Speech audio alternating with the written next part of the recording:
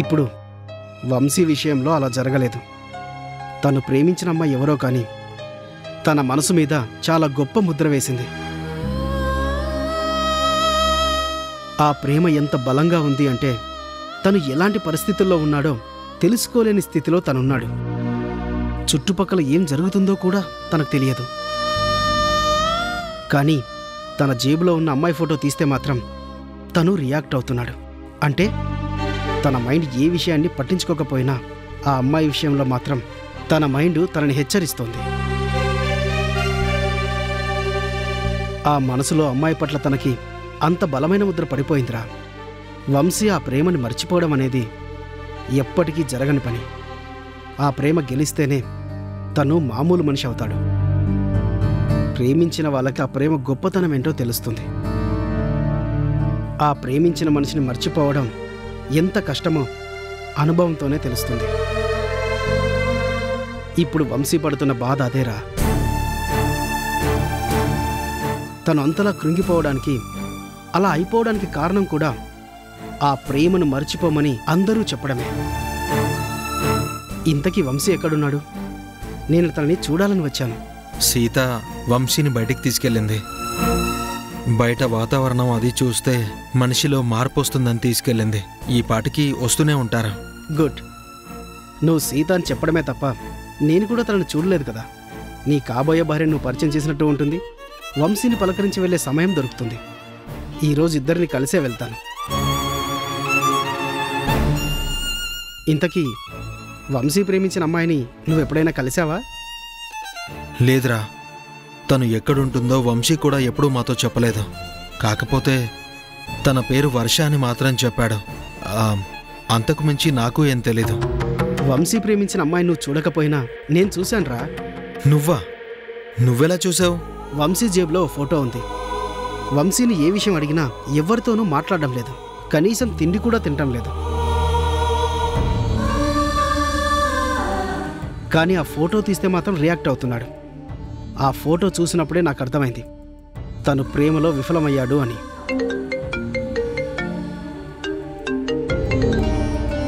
Hello, ఏంటి?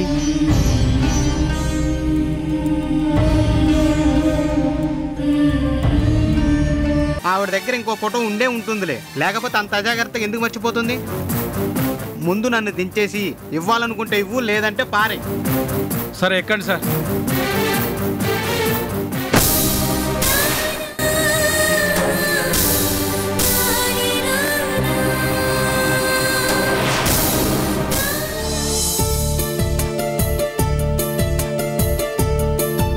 నమస్కారం సూర్యం గారు. నమస్కారం. కూర్చోండి.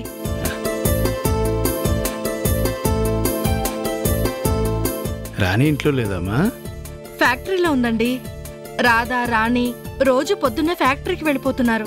వాళ్ళు వచ్చేసరికి సాయంత్రం అవుతుంది. మీరు వచ్చారని ఫోన్ చేసి చెప్పమంటారా? వద్దులేమ్మా, నేను ఓ చిన్న పని మీద వచ్చాను. ఇంతకీ రథం ఎక్కడుందమ్మా? బయటికి వెళ్ళారండి. ఈ పాటికి వచ్చేస్తూ ఉంటారు. అదిగో మాటల్లోనే వచ్చేశారు.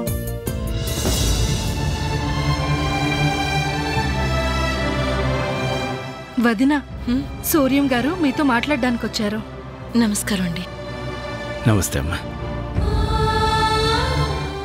రతమ్మా, నువ్వు ఆ రోజు పిల్లల ఫోటో చూపించావు కదా, ఆ ఫోటో ఒకసారి నాకు ఇస్తే నేను దాని కాపీ తీయించుకొని నా ఆశ్రమంలో పెట్టుకుందాం అనుకుంటున్నాను. అందుకే ఫోటో అడుగుతున్నానమ్మా. నన్ను క్షమించండి బాబు గారు. ఏ జ్ఞాపకం అయితే దూరం కాకూడదని రాణి ఇన్నాళ్ళు అపురూపంగా ఒక అందమైన ఫోటో కట్టించుకొని తన కళ్ళ ముందే పెట్టుకుందో, ఆ జ్ఞాపకం ఈరోజు దూరం అయిపోయింది బాబుగారు. నిన్న ఇల్లు సర్దుతున్నప్పుడు అనుకోకుండా ఆ ఫోటో కింద పడింది. దాని అద్దం పగిలిపోయింది. కొత్త ఫ్రేమ్ కట్టించి ఆ అద్దం కూడా వేయించి తీసుకొద్దామని వెళ్ళాను. కానీ ఆ ఆటోలోనే ఫోటో మర్చిపోయాను బాబు. నేను ఫోటో స్టూడియోలోకి వెళ్ళాక ఫోటో మర్చిపోయాను అన్న విషయం గుర్తొచ్చింది. బయటకొచ్చి ఎంత వెతికినా ఆటో వాడు కనిపించలేదు. ఉన్న ఒక్క ఆధారాన్ని నా చేతులతో నేనే దూరం చేశాను బాబు. ఎంత పని జరిగిందమ్మా. ఆ ఫోటో ఎంత విలువైందో నీకు తెలుసా? ఆ ఫోటో వల్లే మా సూర్యం గారు ఉన్నాడు చలపతి గారు. ఏం లేదమ్మా, మీకు తెలుసు కదా, నేను నా మనవరాలను దూరం చేసుకుని నేను ఎన్నో ఏళ్ళు వెతికాను. వాళ్ళ జాడ తెలియక నేను ఎన్నో నిద్రలేని రాత్రులు గడిపాను. పాత జ్ఞాపకాలే మళ్ళీ బంధాన్ని కలుపుతాయని ఆ ఫోటో చూడగానే ఎందుకో నా మనవరాలు నేను చూశానన్నంత ఆనందం వేసిందమ్మా. అందుకే ఆ ఫోటోని ఓ కాపీ తీయించుకొని పెట్టుకుందాం అనుకున్నాను. కానీ ఇలా జరుగుతుందని నేను ఊహించలేకపోయానమ్మా. ఏం చేయమంటారు బాబుగారు? చెప్పాను కదా, రాణి ఆ వయసులోనే మా దగ్గరికి వచ్చింది అని. తన వాళ్ళెవరో కూడా మాకు తెలీదు, తనకు కూడా గుర్తులేదు. ఆ ఫోటో ఉంచడానికి కారణం కూడా అదే బాబు. తన వాళ్ళు ఎవరైనా ఎప్పుడైనా ఈ ఇంటికి వచ్చినప్పుడు ఆ ఫోటో చూసి గుర్తుపడతారనే దాచిపెట్టాను బాబు. రాణి కుటుంబాన్ని రాణికి అప్పగించాలని నేను కూడా ఎన్నోసార్లు అనుకున్నాను. ఈరోజు ఉదయం ఫోటో స్టూడియోకి వెళ్తున్నప్పుడు ఆటోలో కూడా అదే ఊహించుకున్నాను. కానీ ఫోటోని నా చేతులారా నేనే చేజార్చుకున్నాను. ఇప్పుడు రాణికి ఏం సమాధానం చెప్పాలో కూడా నాకు అర్థం కావట్లేదు. ఊరుకోవదినా, నువ్వేం కావాలని చేయలేదు కదా. అనుకోకుండా జరిగిన దానికి ఎవరు మాత్రం ఏం చేస్తారు? రతమా, ఇంతకీ నువ్వు ఏ ఫోటో స్టూడియోకి వెళ్ళావు? ఆ ఆటో వాళ్ళు ఆ ఫోటో స్టూడియో చుట్టుపక్కల ఎక్కడో ఒక దగ్గర ఉండే ఉంటారు. నేను వాళ్ళని వెతికి పట్టుకుంటాను. అది ఎక్కడో చెప్పమ్మా. దివాకర్ ఫోటో స్టూడియో బాబు. కానీ ఆటో నేను దారిలో వెళ్తూ ఎక్కాను. ఆటో వ్యక్తి మొహం కూడా నాకు గుర్తులేదు. ఎక్కడని వెతుకుతారు బాబు? ఎలా అని వెతుకుతారు? ఎలాగైనా వెతికి పట్టుకోవాలమ్మా. నేను వెతికి పట్టుకుంటాను. ఆ జ్ఞాపకాన్ని నేను దూరం కానివ్వనమ్మా. రండి చలపతి గారు.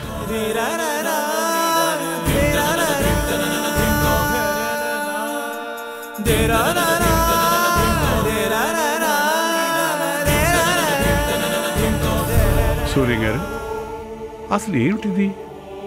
అప్పుడు అలాగే కదా, తప్పిపోయిన రాణి వర్షాలు వీళ్ళేనని చెప్పే సాక్ష్యం అది. శంకర్ గారికి చూపించాలనే కదా ఆ ఫోటో మన దగ్గర పెట్టుకుందాం అనుకున్నాం. ఇప్పటికే మీరు ఏం చెప్పినా అబద్ధమే చెబుతున్నారని మీ మీద అనవసరంగా కోపాన్ని పెంచుకున్న ఆ శంకర్ గారికి ఇప్పుడు మీరు ఏం చెప్తారు? ఇంకా వర్ష మీ మనవరాలని మీరు ఎలా నిరూపిస్తారు? మీ తప్పు లేదని శంకర్ గారికి ఎలా తెలియజేస్తారు సార్? మనవరాళ్ల విషయంలో మీ మీద ఎంత పగ పెంచుకున్న మనిషికి ఇప్పుడు ఈ ఫోటో పోయిందంటే నమ్ముతారా? ఇది కూడా ఒక కొత్త నాటకం అనుకుంటారు కదా.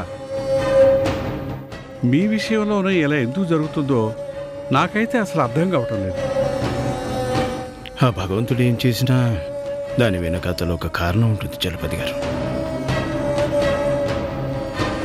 ఆ ఫోటోని ఇక్కడి నుంచి దూరం చేశాడు అంటే ఆ ఫోటోని ఎవరికి ఎప్పుడు చేర్చాలో ఆ భగవంతుడు నిర్ణయించుకొని ఉంటాడు. ఏమో ఆ ఫోటో మనకే దొరకాలని ఉందేమో. పదండి వెళ్ళి వెతుకుదాం. అలాగే.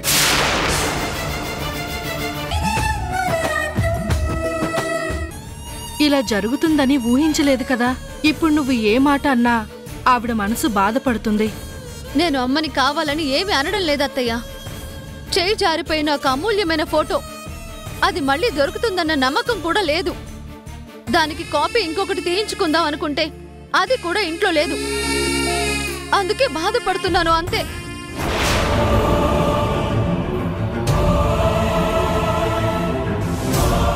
రాణి బాధలో అర్థం ఉంది.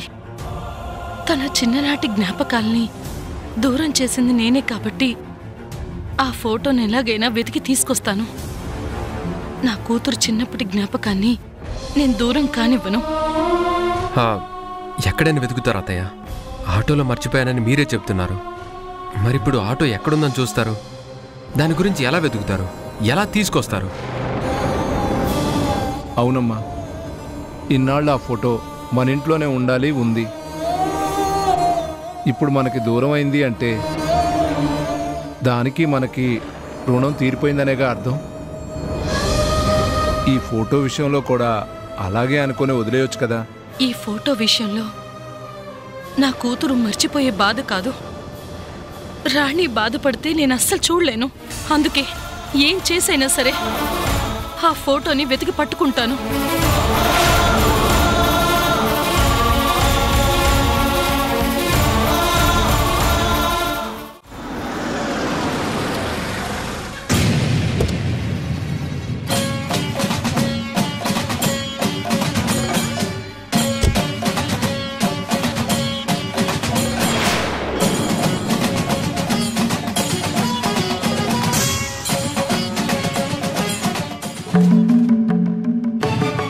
నమస్తే సార్. నమస్తే. మధు ఫోటో స్టూడియో ఈ ఏరియాలో ఇది ఒక్కటే ఉందా, ఇంకేమైనా ఉన్నాయా? లేదు సార్, ఈ చుట్టుపక్కల నాదొకటే ఫేమస్ ఫోటో స్టూడియో. చాలామంది ఇక్కడ ఫోటోలు తీయించుకుంటారు. చెప్పండి సార్. నేను ఈ ఫోటో గురించి నిజం తెలుసుకోవడానికి వచ్చాను. ఈ ఫోటో ఫ్రేమ్ వెనకాల మీ షాప్ స్టిక్కర్ ఉంది. అంటే ఈ ఫోటో ఫ్రేమ్ మీరే కట్టుంటారు? అవును సార్, ఇది నేనే కట్టాను. ఈ ఫ్రేమ్ ఎవరు చేయించుకున్నారు? నాకు వాళ్ళ డీటెయిల్స్ కావాలి. ఈ ఫోటో ఫ్రేమ్ నా దగ్గరే కట్టించారు, కానీ ఎవరనేది నాకెలా గుర్తుంటుంది సార్? ప్లీజ్ బాగా గుర్తు చేసుకోండి, ఎందుకంటే ఈ ఫోటో ఎవరిది అన్నది వివరాలు తెలియడం నాకు చాలా ముఖ్యం. దీని వెనకాల 20 సంవత్సరాల నా వ్యధ ఉంది. ఒక వ్యక్తి గురించి కళ్ళు కాయలు కాసేలా 20 సంవత్సరాలుగా నేను వెతుకుతున్నాను. తన జాడ కూడా కనిపెట్టలేకపోయాను. ఇప్పుడు ఈ ఫోటో ఎవరిదో తెలిస్తే నా శ్రమకు ఫలితం దక్కుతుంది. ప్లీజ్ ఎలాగైనా గుర్తు చేసుకోండి. అదేంటి సార్, ఈ ఫోటో మీరే తీసుకొచ్చి ఈ ఫోటో ఎవరిదో వెతకమంటున్నారు? అంటే ఈ ఫోటో మీకు దొరికిందా? అవును, ఇక్కడికి దగ్గరలోనే ఒక చెట్టు కింద దొరికింది. ఈ ఫ్రేమ్ మీద మీ షాప్ స్టిక్కర్ ఉండడం చూసి తప్పకుండా వీళ్ళ ఆచూకీ తెలుస్తుందని వచ్చాను. ప్లీజ్ బాగా ఆలోచించండి. మీరు చేసిన వర్క్ కాబట్టి ఆలోచిస్తే తప్పకుండా మీకు గుర్తొస్తుంది. ఎలాగైనా సరే వాళ్ళ గురించి నాకు చెప్పండి.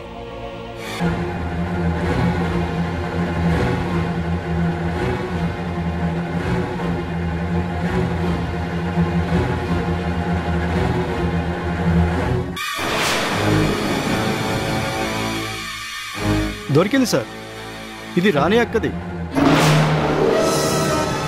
ఈ ఫోటో ఆ రాణి హోటల్లో పనిచేసే అంజీ ఒకసారి తీసుకొచ్చి ఫ్రేమ్ కట్టించాడు. ఈరోజు ఉదయం కూడా రాణి వాళ్ళ అమ్మ రత్తమ్మ వచ్చి ఫోటో ఫ్రేమ్ కట్టించాలి అంది. బహుశా ఇదే అయి ఉంటుంది. ఎందుకంటే అద్దం కూడా పగిలిపోయింది సార్.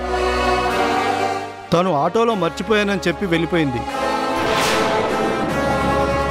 ఆటో వాడే పడేసి ఉంటాడు.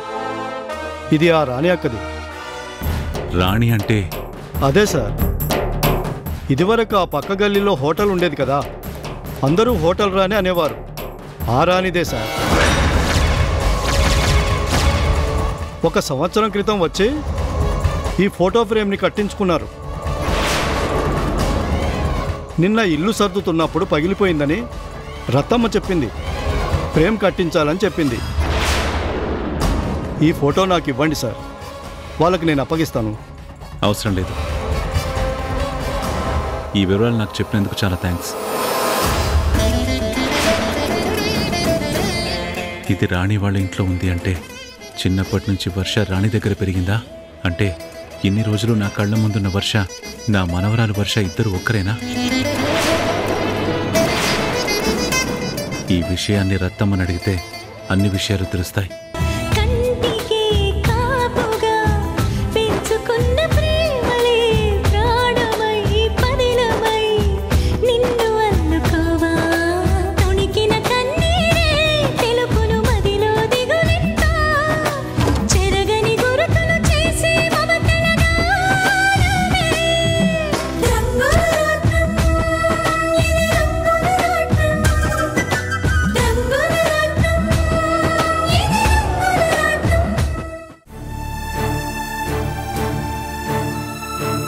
అదేంటండి, మీరు వచ్చి ఎంతసేపు అయింది? మీ కూతురు అంతలా బాధపడుతుంది. చూసి కూడా ఏమైందమ్మా అని అడగరా? చెప్పే ఉద్దేశం ఉంటే మీరే చెప్తారు కదా, ఇంకా నేను అడగడం ఎందుకు? చెప్పడానికి ఏముంది డాడీ? మన స్థాయి కాకపోయినా మంచివాడని చెప్పి నాకు పెళ్లి చేశారు కదా. ఆ మంచితనం ఏంటో గోపి కళ్ళారా చూపించాడు. నన్ను కాదని నన్ను వదిలేసి ఇంటి నుంచి వెళ్ళిపోయాడు. నేనెంత బతిమాలుకున్నా, చివరికి కాళ్ళు పట్టుకున్నా సరే నన్ను కనికరించలేదు. నాకు తనకి ఏ సంబంధం లేదని చెప్పి నా బ్రతుకుని అన్యాయం చేసి గోపి ఆ ఇంటికి వెళ్ళిపోయాడు. ఇంకా ఏడుపు తప్ప నాకేం మిగిలింది డాడీ? మీరే చెప్పండి. పెద్ద చదువు చదువుకున్నాడు, పెద్ద ఆఫీసర్ అని, చాలా మంచివాడని ఇలా గోపి గురించి ఎన్నో గొప్పలు చెప్పారు కదా. మీరు గొప్పగా చూపించిన గోపి ఈ రోజు మీ కూతురి జీవితంతో ఆడుకుంటున్నాడు. ఇప్పుడు ఆ గోపిని ఏం చేస్తారో మీరే చెయ్యండి.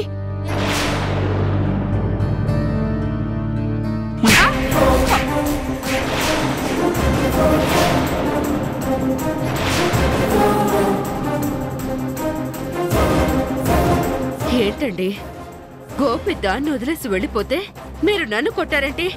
ఇంకొక మాట మాట్లాడితే పళ్ళు రాలగొడతాను. ఏం జరుగుతుందో నేను తెలుసుకోలేనంత అమాయకుని అనుకున్నావా? నేను ఢిల్లీలో ఉంటే ఇక్కడ మీరు ఏ ఆటలాడినా నాకు తెలియదు అనుకుంటున్నారా? మీరేంటో మీ బుద్ధి ఏంటో నాకు బాగా తెలుసు. గోపి ఏంటో తన కుటుంబం ఏంటో పూర్తిగా ఎంక్వైరీ చేశాకే అలాంటి మంచి వ్యక్తి నా కూతురికి భర్తగా రావాలని నేను గోపిని సెలెక్ట్ చేసుకున్నాను. రాణి లాంటి ఒక ఉత్తమరాలి కుటుంబంలోకి ఇది కోడలుగా వెళితే దీనికి మంచి బుద్ధులు అలవాటవుతాయని నేను ఈ పెళ్లి చేశాను. కానీ తర్వాత మీరేం చేశారు? ప్రాణంగా పెరుగుతున్న అక్కా తమ్ముళ్ళని విడదీశారు. చివరికి గోపి అన్ని నిజాలు తెలుసుకుని తన అక్కకి దగ్గరవుతున్నాడని, ఎంతో నిజాయితీ గల గోపి మీద లంచగొండి అని మీరు వేసిన ముద్ర కూడా నాకు తెలుసు.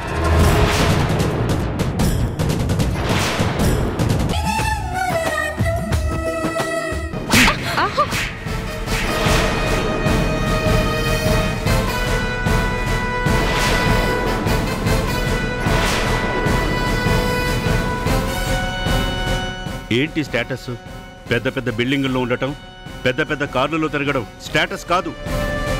మంచి వ్యక్తిత్వం ఉండడం, పెద్ద మనసు ఉండడం, అందరినీ మనవాళ్లేని కలుపుకునే బుద్ధి ఉండడం, దాన్ని నిజమైన స్టేటస్ అంటారు. కుటుంబ విలువల్లో అంత ఉన్నతంగా ఉండాలని కోరుకున్నాను కాబట్టే గోపిని ఈ ఇంటి కళ్ళుని చేసుకున్నాను. నువ్వు మారతావనుకున్నాను, కానీ అది జరగదని ఊహించలేకపోయాను. అన్ని నిజాలు గోపి తెలుసుకున్నాడు, నిన్ను వదిలేసి వెళ్ళిపోయాడు. వ్యక్తిత్వం గల మనిషి కాబట్టి ఇంకా మీ బతుక మీరు బతకండని మిమ్మల్ని వదిలేసి వెళ్ళిపోయాడు. అదే నేనైతేనా చంపి ఉప్పు పాతరేసి ఉండేవాణ్ణి.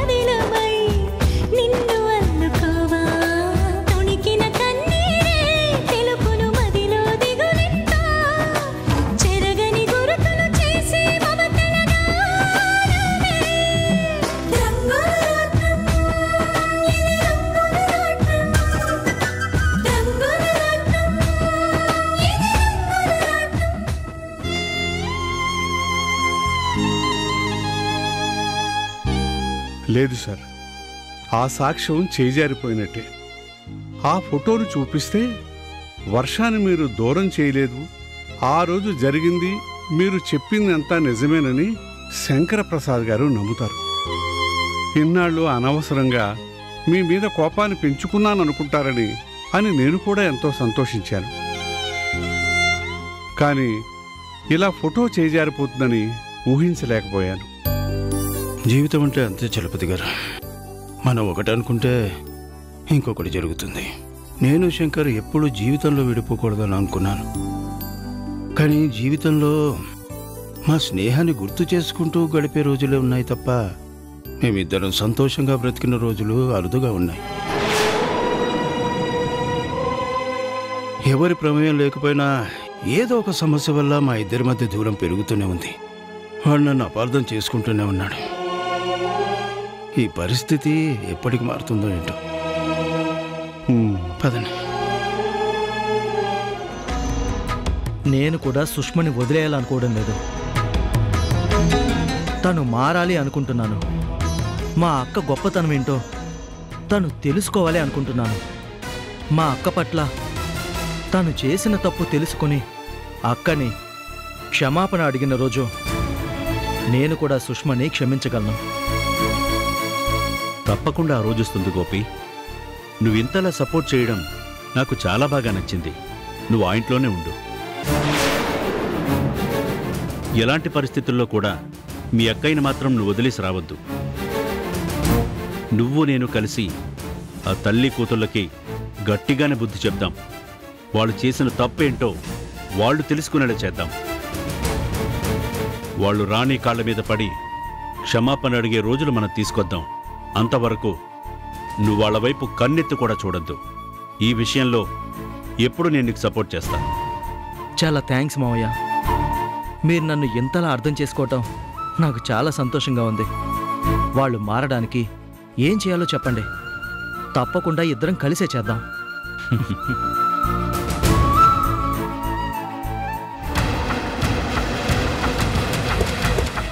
దిగో దిగో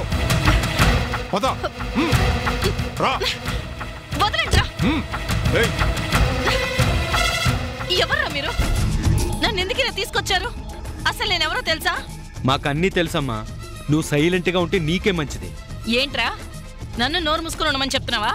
పేడకాలు కొట్టిన చేతులివి. కొట్టానంటే పళ్ళు రాలిపోతాయి. అసలు నన్నెందుకు ఇక్కడ తీసుకొచ్చారో అది చెప్పకుండా నన్ను నోరు మూసుకుని ఉండమంటావేంటి? మర్యాదగా నన్ను వదిలేయండి. లేదంటే మాత్రం మీ అందరినీ బండకేసి బాధేస్తాను. బట్టలు ఉతికినట్టు ఉతికేస్తాను. జాగ్రత్త. నోరు మూసుకునుండమ్మా. నిన్నెందుకు తెచ్చామో ఎవరు తీసుకురమ్మన్నారో మాకు బాగా తెలుసు. అన్నీ తెలిసే తీసుకొచ్చాం. లోపలికి పదా. నేనెక్కడికి రాను. నేను వెంటనే వెళ్ళాలి. నా గురించి నా కూతురు ఎదురు చూస్తూ ఉంటుంది. మర్యాదగా నన్ను వదిలేయండి. నువ్వు సైలెంట్గా ఉంటే నీకే మంచిది. లేదంటే నీ ప్రాణానికే ప్రమాదం. నిన్నెప్పుడు పంపించాలో మాకు బాగా తెలుసు. నోరు మూసుకుని లోపలికి పదమ్మా. ఏంట్రా బెదిరిస్తున్నావు? నేను వెళ్తానురా. నన్ను ఎవరు ఆపుతారో చూస్తాను. వెళ్ళు. వెళ్తే నువ్వు వెళ్ళేది బయటికి కాదు, ఏకంగా పైకే వెళ్తావా?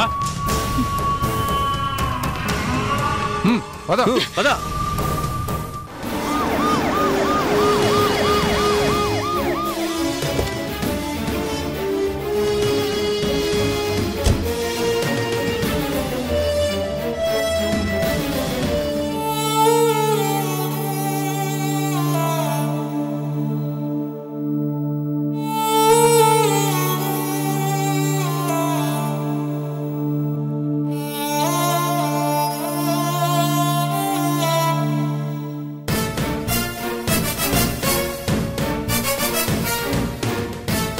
ఎస్ఐ గారు, ఇతనే నా భర్త వంశీ. నాతో పాటు మా ఇంటికి పంపించమంటే కుదరదని వీళ్ళు చెప్పారు. నా భర్తని నేను తీసుకువెళ్లేలాగా మీరే నాకు హెల్ప్ చేయాలి. ఏమంటున్నావు సమంత?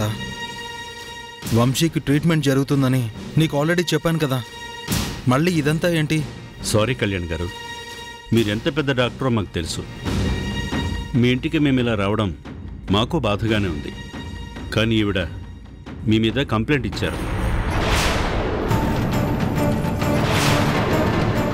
తన భర్తని మీరు నిర్బంధించారని, తనతో పాటు ఇంటికి పంపించడం లేదని ఆవిడ కేసు ఫైల్ చేశారు. సో మీరు వెంటనే వంశీని మాతో పంపించాల్సి ఉంటుంది.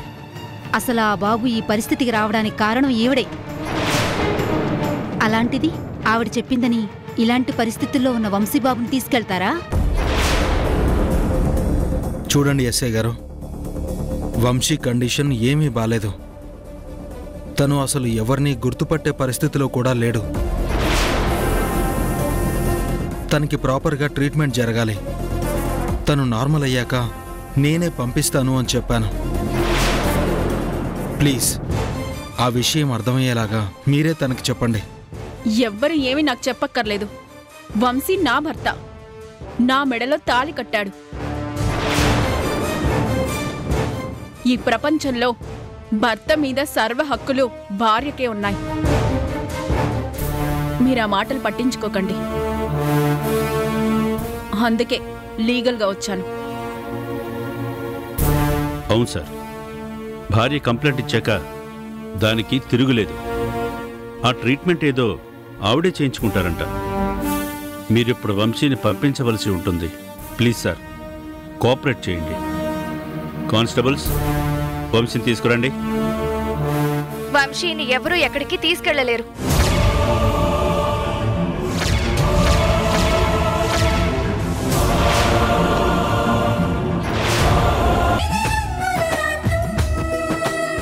నువ్వు నన్ను ప్రేమించి నా ప్రేమకి దూరం కాలేక ఇలా అయిపోయావని నాకు తెలుసు వంశీ. నిన్ను మళ్ళీ మామూలు స్థితికి తీసుకురావాల్సిన బాధ్యత అందరికన్నా ఎక్కువగా నా మీద ఉంది. నిన్ను సాధారణ స్థితికి తీసుకొచ్చే వరకు నేను కనీసం కంటి మీద రెప్ప కూడా వేయకుండా నిన్ను కాపాడుకుంటాను.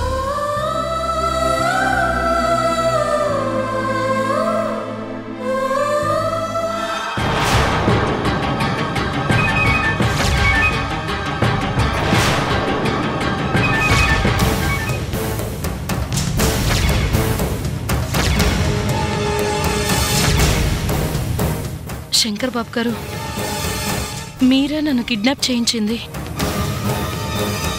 అయినా నన్నెత్తుకు రావాల్సిన అవసరం ఏముంది బాబు గారు? మీ మనోరాలి విషయంలో నా కూతురు రాణి మీద మీకు కోపం ఉందని అర్థమైంది. మీలాంటి పెద్దవాళ్ళు మాలాంటి వాళ్ళ మీద కోపాన్ని పెంచుకుంటే మా బ్రతుకులు ఏమైపోతాయి బాబు? సమంత జీవితానికి వర్ష అడ్డొస్తుందని మీరే అన్నారు. అందుకే వర్ష మా అందరినీ వదిలేసి ఎక్కడికో అజ్ఞాతంలోకి వెళ్ళిపోయింది. ఇంతవరకు తన జాడ కూడా కనిపించకుండానే తను బ్రతుకుతుంది. ఇక రాణి సమంత విషయంలో కేసు పెట్టింది అని మీరు మా మీద పగ పెంచుకున్నారు. అయినా సరే కోర్టులో అదంతా తనే కావాలని చేసిందని రాణి ఆ నింద తన మీదే వేసుకుంది. కోర్టులో కూడా రాణినే తిట్టారు కదా. ఇంకెందుకు బాబు మా మీద కోపం? నన్నెందుకు ఇలా తీసుకొచ్చారు బాబు? మీరు నా ప్రాణాలు తీసినా సరే నేను బాధపడను, కానీ మీ కోపాన్ని నా కూతురు మీద మాత్రం చూపించకండి బాబు. తను చాలా మంచి మనిషి, అందరినీ ఆదరించే మంచి గుణం ఉన్న మనిషి. అందరూ తన వాళ్ళే అని భావిస్తుంది. ఒకప్పుడు హోటల్ మూతపడినప్పుడు మీ మనోరాలే కారణమైనా తన మీద ఎలాంటి కేసు పెట్టకుండా చూసింది. ఇప్పుడు కూడా రాణి తప్పు లేకపోయినా కోర్టులో తనది తప్పు అని ఒప్పుకుంది. అది మా రాణి మంచి మనసు. దయచేసి నా కూతుని మాత్రం ఏమీ అనకండి. తన మీద ఎలాంటి పగని పెంచుకోకండి. మీ పరువు పోవటానికి, మీకు బాధ కలగడానికి కారణం నా కూతురే అనుకుని దానికి ఎలాంటి శిక్ష వేయకండి. ఆ శిక్ష ఏదైనా సరే నాకు వేయండి బాబు. మీ కుటుంబం జోలికి రాకుండా ఉండాలంటే నాకొక నిజం చెప్పాలి. నిజం మాత్రమే చెప్పాలి.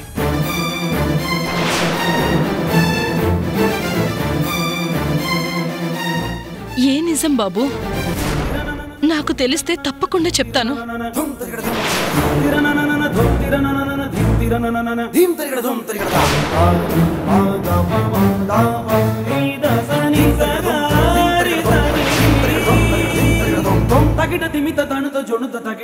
ఈ ఫోటో నీ దగ్గరికి ఎలా వచ్చింది?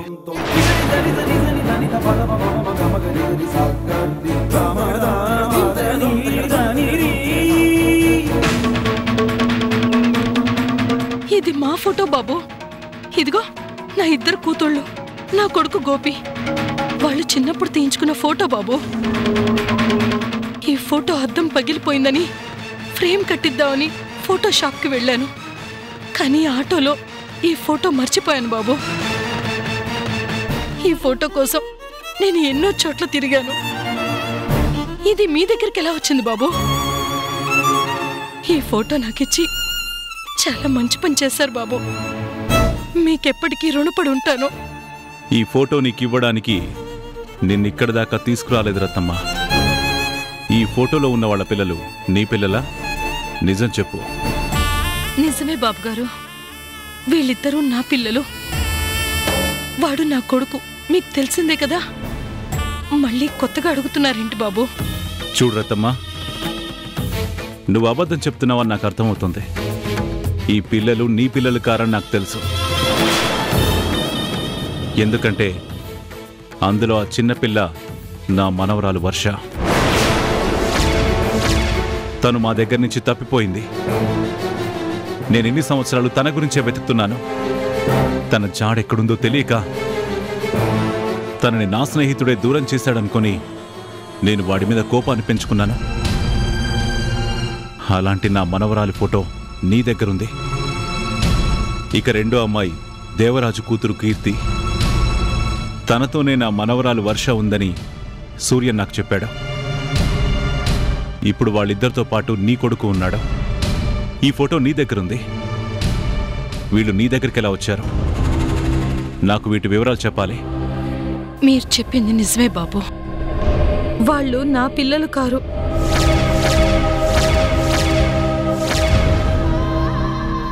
ఎన్నో ఏళ్ల క్రితం జరిగిన సంఘటన ఈ రోజు కూడా నా కళ్ళకు కట్టినట్టు గుర్తుంది. ఒకరోజు నా భర్త ఒక ఇద్దరు పిల్లల్ని తీసుకొని ఇంటికొచ్చాడు. తన వాళ్ళెవరో తప్పిపోయారని, ఈ పిల్లల ఒంటి మీద బంగారం ఎక్కువ ఉంది అని, మనం అమ్ముకోవచ్చని తీసుకొచ్చాడు. నేను కూడా ఆ బంగారానికి ఆశపడ్డాను. కానీ ఆ తర్వాత రోజు నా కొడుకు ప్రాణం రాణి కాపాడింది. అప్పుడే నిర్ణయించుకున్నాను, నా ప్రాణానికి ప్రాణమైన నా కొడుక్కి ప్రాణం పోసిన రాణి వర్ష ఇద్దరు నా పిల్లలు అని. వాళ్ళని రక్షించుకోవటం నా బాధ్యత అనుకున్నాను. వాళ్ళ గురించి నా దగ్గర ఏ ఆధారం లేదు. నా భర్త ఏమీ చెప్పలేదు. చివరికి పిల్లల్ని అమ్మేయాలని చూస్తున్నా నా భర్తతో నేను గొడవ పడ్డాను. నా చేతుల్లోనే అతను చనిపోయాడు.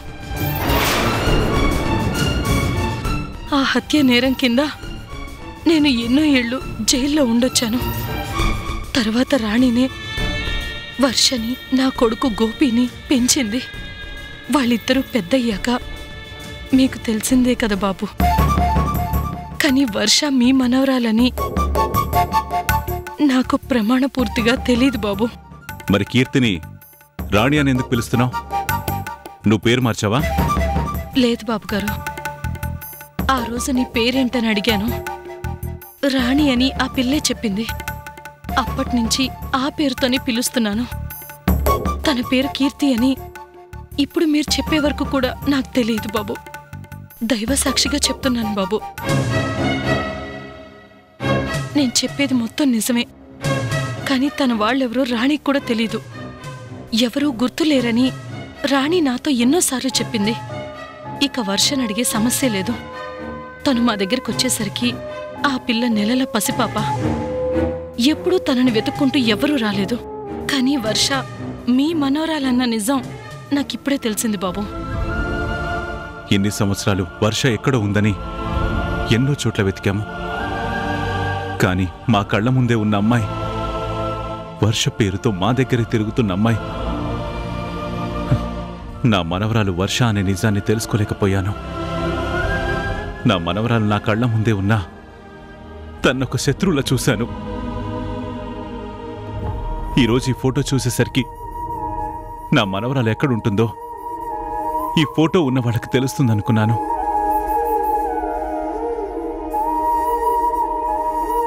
ఈ ఫోటో నువ్వు తీసుకొచ్చావని ఆ ఫోటో స్టూడియో వాడు చెప్పాడు. అసలు ఈ ఫోటో నీ దగ్గరికి ఎలా వచ్చింది అనుకున్నానే కానీ మీ దగ్గర పెరిగిన వర్షే నా మనవరాలు వర్ష అన్న నిజాన్ని తెలుసుకోలేకపోయాను.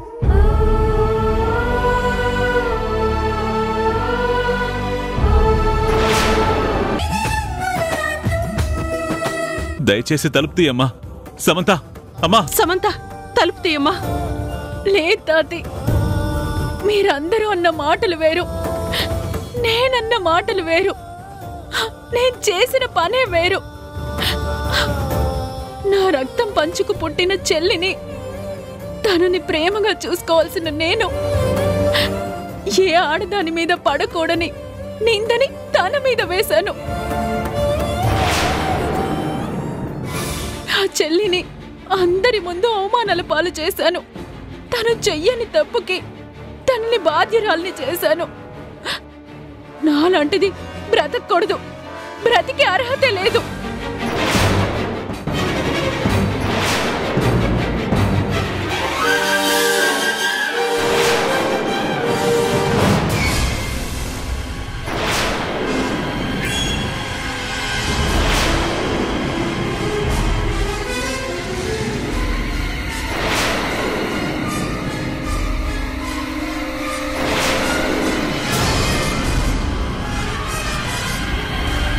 అమ్మా, అమ్మా సమంత, సమంత, సమంత, అమ్మా, అమ్మా సమంత, అమ్మా సమంత,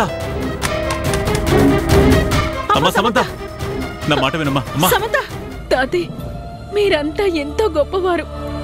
అమ్మ నాన్నలు కూడా ఎలా ఉంటారో అన్న ఊహ కూడా రాకుండా ఎంతో అపురూపంగా పెంచారు.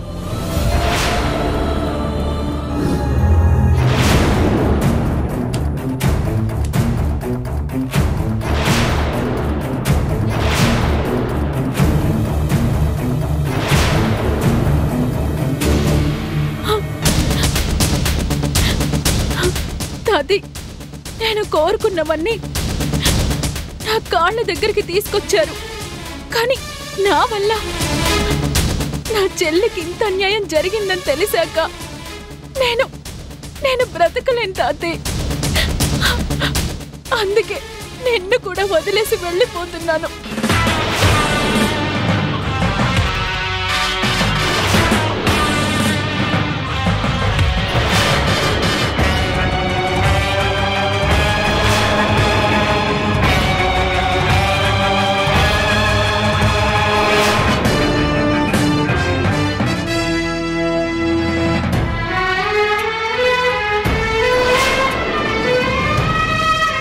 అమ్మా సమంత, నా చెల్లెలికి నేను క్షమాపణ చెప్పానని చెప్పు తాతి.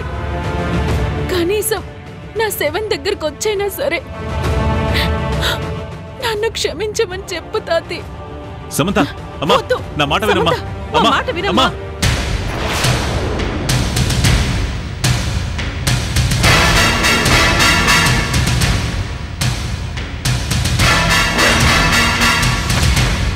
సమంత, అమ్మా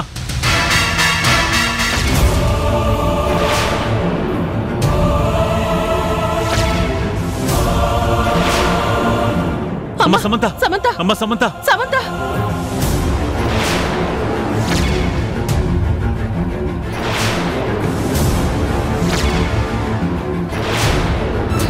నా మాట వినమ్మా. మాట వినమ్మా. సమంత, సమంత.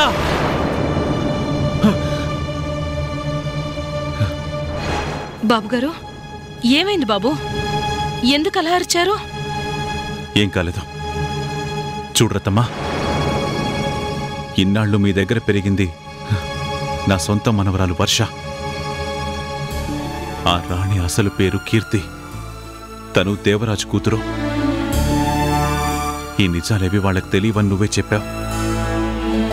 ఇక మీదట కూడా రాణి అలాగే ఉండాలి. తను రాణిలాగే బతకాలి. తను కీర్తన విషయం రాణికి తెలియకూడదు.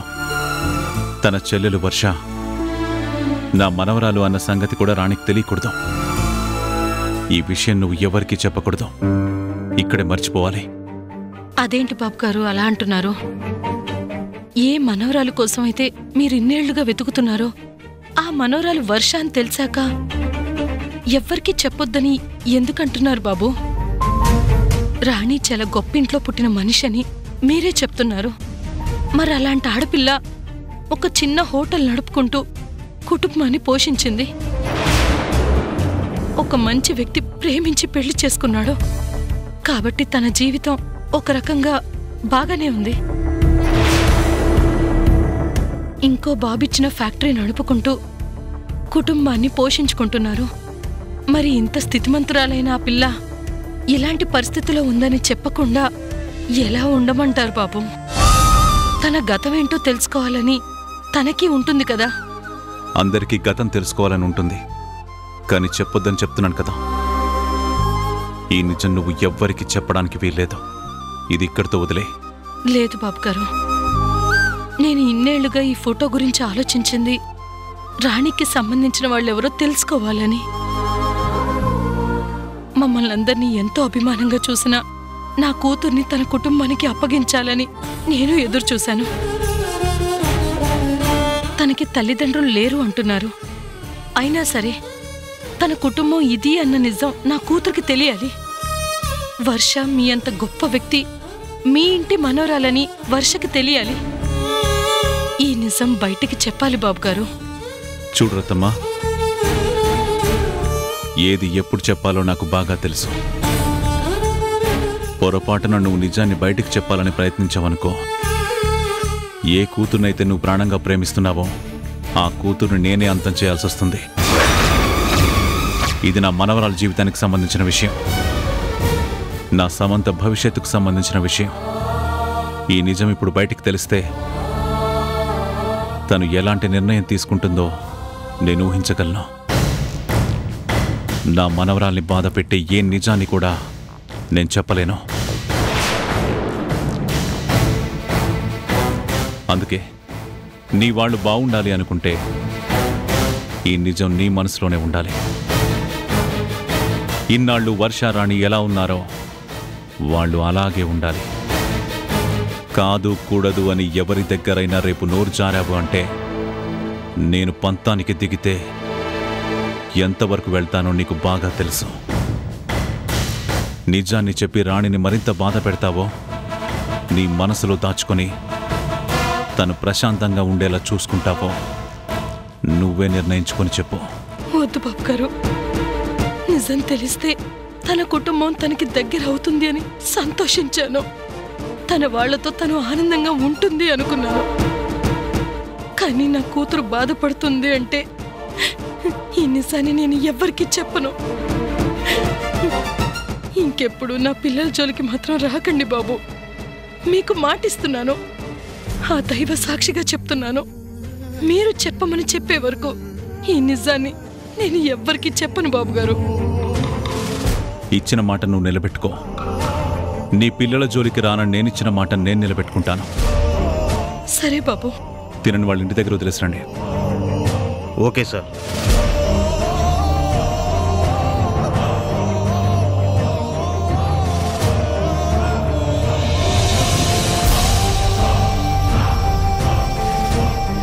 అమ్మ వర్ష, ఎన్ని రోజులు నువ్వు నా కళ్ళ ముందున్నా సరే నిన్ను గుర్తించలేకపోయాను. నీ అభిమానాన్ని స్వార్థం అనుకున్నాను. నువ్వే నా మనవరాలివని తెలిసిన మరుక్షణం నుంచి నీ పట్ల నేను ప్రవర్తించిన ప్రవర్తనను తలుచుకుంటుంటే నేను తట్టుకోలేకపోతున్నాను.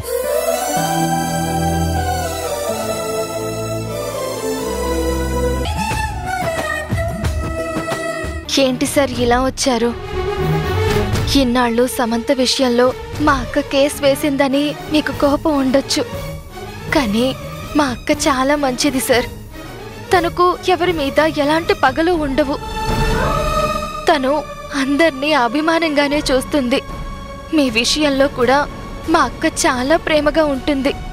మీరందరూ అంటే మాకు చాలా ఇష్టం సార్. గోపి అన్నయ్య కూడా మీ విషయాలంటే చాలా జాగ్రత్తగా ఉంటాడు. మా అందరికీ మీరన్నా మీ కుటుంబం అన్నా ఎంతో అభిమానం సార్. అలాంటి మా అక్క వాళ్ళ మీద మీరు కోపాన్ని చూపించకండి. ఒకవేళ మీకేమైనా కోపం ఉంటే నన్ను ఎంతైనా తిట్టండి, కావాలంటే 2 దెబ్బలు కొట్టండి. అంతేకాని మా అక్కని ఏమీ అనకండి ప్లీజ్ సార్. నేనొచ్చింది నీకోసం అమ్మా. నా మనవరాలు వర్ష అని నువ్వే అని చూడడం కోసం అని వచ్చాను. కానీ ఇప్పుడు ఈ నిజాన్ని నేను చెప్పలేను. నువ్వే నా వర్షావని తెలిసిన మరుక్షణం సమంత ఏం చేసుకుంటుందో అన్న భయం ఈ నిజాన్ని నా గొంతు దాటనివ్వకుండా ఆపేస్తోందమ్మా. నన్ను క్షమించు.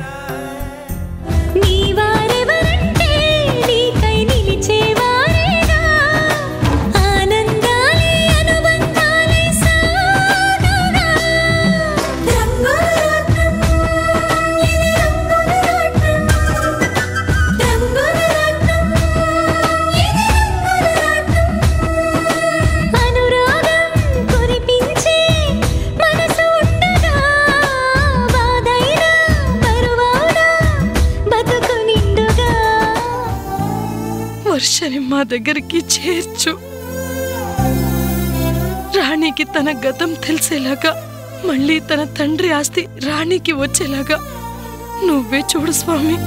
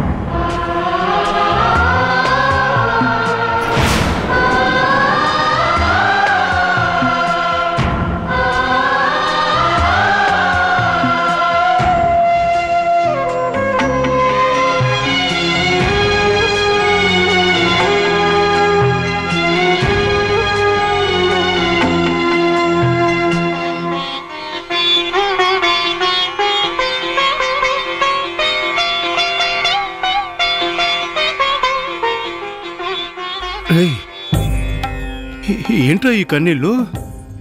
ఏమైంది? నన్ను క్షమించరా. నీ విషయంలో నేను ఎంత దారుణంగా ప్రవర్తించానో తలుచుకుంటుంటేనే నా కన్నీళ్ళు ఆగట్లేదురా. తల్లి బిడ్డలకి పేగుబంధం ఉంటుంది, భార్యాభర్తలకి తాళిబంధం ఉంటుంది. కానీ ఏ బంధము లేకుండా ప్రాణబంధంగా మారేదేరా స్నేహం అంటే. ఆ స్నేహం ఎప్పుడూ కూడా స్వార్థంతో ఉండదు, త్యాగంతోనే ఉంటుంది. స్నేహితుడు బావుండాలనే కోరుకుంటుంది తప్ప స్నేహితుడి నాశనాన్ని ఎప్పటికీ కోరుకోదని నువ్వు ఎన్నోసార్లు నిరూపించావురా. నా కష్టం వస్తే నువ్వు కన్నీళ్లు పెట్టుకున్నావు, నాకు సమస్య వస్తే నువ్వు పరిష్కారాన్ని వెతికావు. చివరికి నా కళ్ళు నేను పోగొట్టుకుంటే, నా బ్రతుకు చీకటైపోతే నీ కళ్ళను దానమిచ్చి నా జీవితంలో వెలుగు నింపాలనుకున్న సూర్యుడివిరా నువ్వు. కానీ నీ విషయంలోనే నేను ఎన్నోసార్లు అపార్థం చేసుకున్నాను. కొన్నిసార్లు చెప్పుడు మాటలు విని నిన్ను శత్రువులా చూశాను.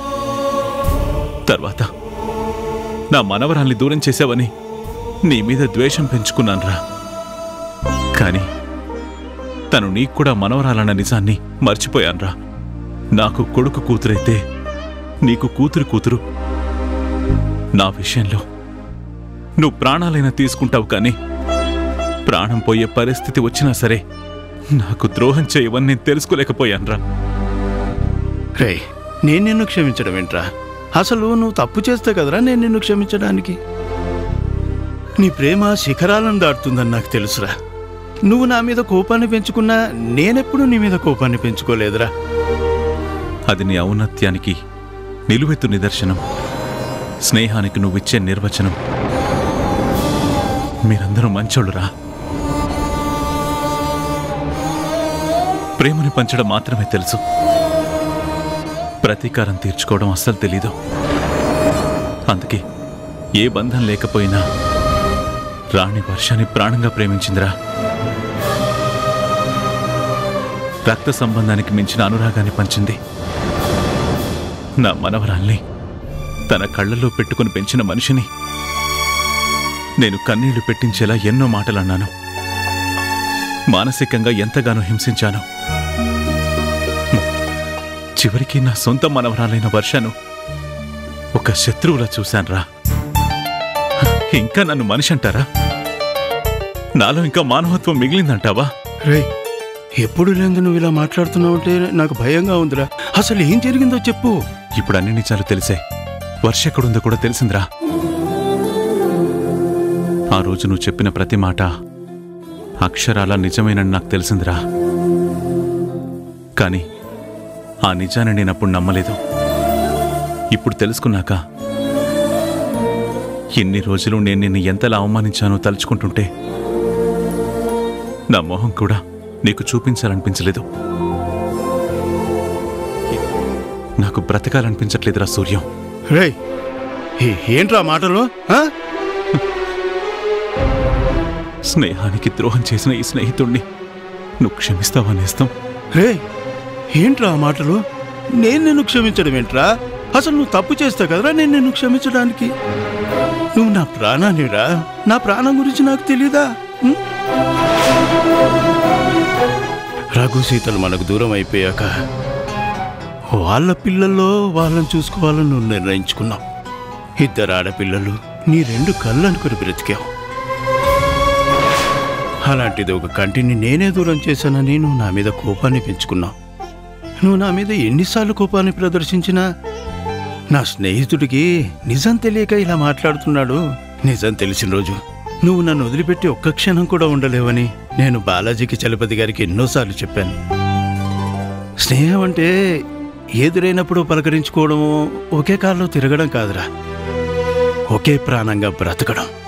పరిస్థితులు ఎలా ఉన్నా సరే స్నేహితుడిని అర్థం చేసుకోవడంలోనే నిజమైన స్నేహం బ్రతుకుంటుంది. పొరపాటున అపార్థం చేసుకుంటే అది స్నేహం అనిపించుకోదురా, స్వార్థం అనిపించుకుంటుంది. నువ్వేంటో నీ మనసేంటో పూర్తిగా తెలిసినవన్నీరా నేను. ఏదో ఒకరోజు ఇలాంటి రోజు వస్తుందని నాకు తెలుసు. ఇప్పటికైనా నీకు నిజం తెలిసినందుకు నాకు చాలా సంతోషంగా ఉందిరా.